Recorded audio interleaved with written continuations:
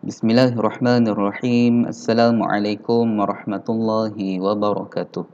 Apa khabar semua anak-anak pelajar tahun 3, khususnya buat anak-anak pelajar tahun 3 Kafah Efek. Okey, Ustaz doakan kamu semua, kita semua berada dalam keadaan sihat sejahtera dan di bawah lindungan Allah Subhanahu wa taala. Okey, jadi anak-anak pelajar pada hari ini, pada sesi kali ini, kita akan teruskan lagi sesi pembelajaran kita di dalam mata pelajaran ibadah tahun 3. Okey, jadi sebelum kita pergi lebih dalam, kita mulakan pembelajaran pada hari ini dengan kita membaca doa sebelum belajar. Okey, bismillahirrahmanirrahim. Allahumma ftah alaina hikmataka wanshur alaina min khazaini rahmatika ya arhamar rahimin. Amin ya rabbal alamin. Okey, baik anak-anak pelajar. Okey, kalau kamu tengok dekat slide Ustaz ni, dalam video kita ni, kalau kamu tengok dekat depan ini adalah buku teks ibadah tahun 3 yang akan kita guna pakai dan kita akan pelajari pada tahun ini. Cuma ada sedikit perubahan dari segi isi kandungan buku teks dan juga tajuk-tajuk yang akan dipelajari bermula pada tahun ini yang melibatkan mata pelajaran ibadah tahun 3. Jadi, pembelajaran kita pada sesi tahun ini adalah mengikut kepada tajuk-tajuk baru. Okey, jadi kita akan tengok dulu apa tajuk-tajuk yang kita akan pelajari pada tahun ini. Okey, kita tengok dekat sini.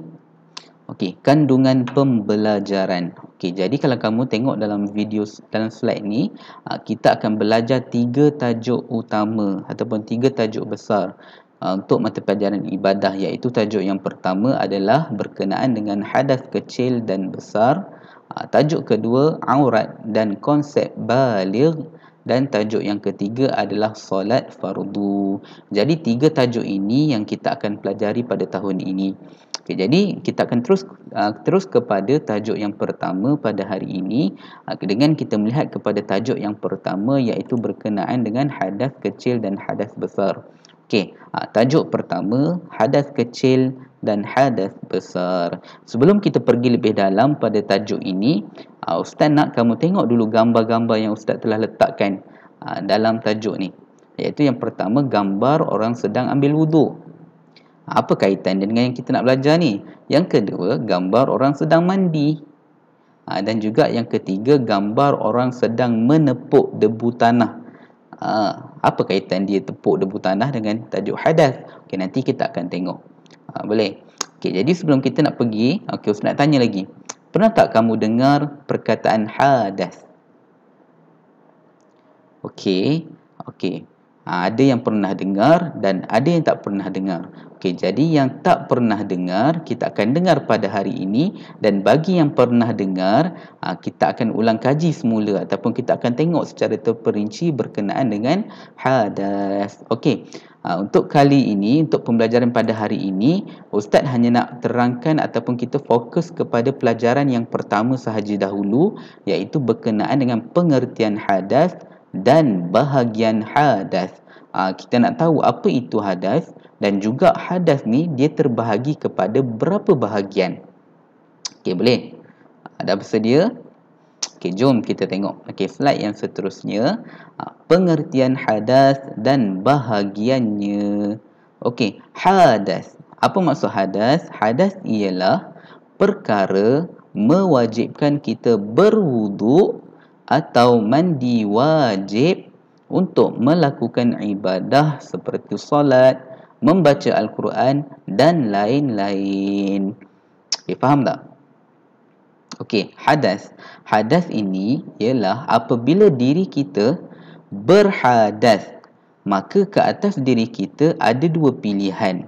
Untuk menyucikan diri daripada hadas ini, yang pertama adalah dengan kita berwuduk. Itu yang pertama. Ataupun yang kedua, kita tak boleh berwuduk sahaja, kita kena mandi wajib. Jadi untuk orang yang berhadas, dia ada 2, iaitu sama ada perlu berwuduk sahaja ataupun kena mandi wajib. Okey, boleh faham? Boleh jelas? Jadi bila berhadas, ibadah-ibadah seperti solat, membaca Al-Quran dan sebagainya, dan ibadah-ibadah yang lain, Tak sah kalau orang yang berhadas dia tak melakukan perkara seperti berwuduk ataupun mandi wajib dahulu. Maknanya kalau dia buat ibadah seperti solat, membaca Al-Quran dan lain-lain, ketika diri dia berhadas, maka ibadah yang dilakukan itu tidak sah. Silap hari bulan ataupun silap hari bulan, dia bukan dapat pahala kalau dia buat. Dia dapat dosa. Okey, boleh. Jadi hadas dia ada dua, macam Ustaz cakap tadi. Orang yang berhadas ada dua pilihan, iaitu sama ada dia mandi wajib ataupun berwuduk. Okey, jom kita tengok pembahagian hadas. Okey, tengok dalam slide ini, hadas terbahagi dua. Okey, dia punya ayat ni tak lengkap. Hadas terbahagi kepada dua bahagian, iaitu yang pertama dinamakan sebagai hadas kecil, dan yang kedua dinamakan sebagai hadas besar. Okey, jadi hadas ada dua, iaitu yang pertama dinamakan hadas kecil dan juga yang kedua hadas besar. Apa beza kedua-dua ni? Okey, jom kita tengok. Okey, hadas kecil. Hadas kecil ialah perkara yang mewajibkan kita berwuduk. Hadas kecil mewajibkan kita berwuduk untuk melakukan solat agar solat kita diterima. Macam Ustaz cakap tadi, definisi hadas ataupun pengertian hadas, dia kena berwuduk ataupun mandi wajib. Okey, bagi hadas kecil, bagi menghilangkan hadas kecil, maka orang itu perlu berwuduk sahaja. Barulah solat, ibadah solat dan ibadah-ibadah lain diterima. Okey, yang kedua ialah hadas besar. Okey, hadas besar ialah perkara yang mewajibkan kita mandi wajib. Mandi wajib untuk melakukan solat agar solat kita diterima. Berbeza dengan hadas kecil. Hadas besar ni, bila seseorang itu berhadas besar, untuk dia melakukan ibadah seperti ibadah solat, maka dia perlu mandi wajib terlebih dahulu. Kalau dia berwuduk sahaja, hadas dia tidak hilang lagi, maknanya dia masih berhadas. Kalau dia solat, solat dia tidak sah.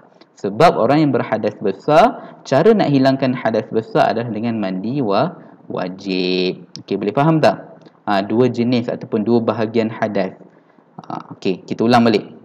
Bagi orang yang berhadas kecil, cara nak hilangkan hadas kecil adalah dengan berwuduk. Okey, faham?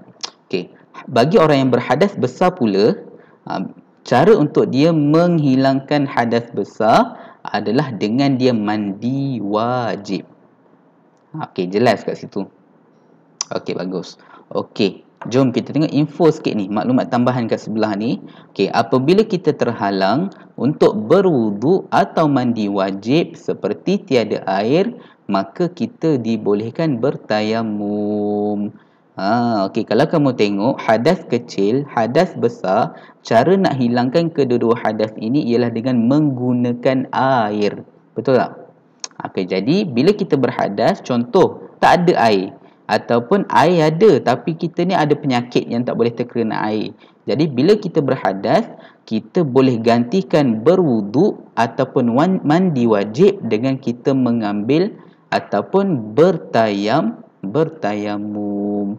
Ataupun kita boleh bertayamum. Maknanya bila tak boleh guna air ataupun bila air tiada, untuk hilangkan kedua-dua hadas, iaitu hadas kecil dan hadas besar, kita perlu bertayamum.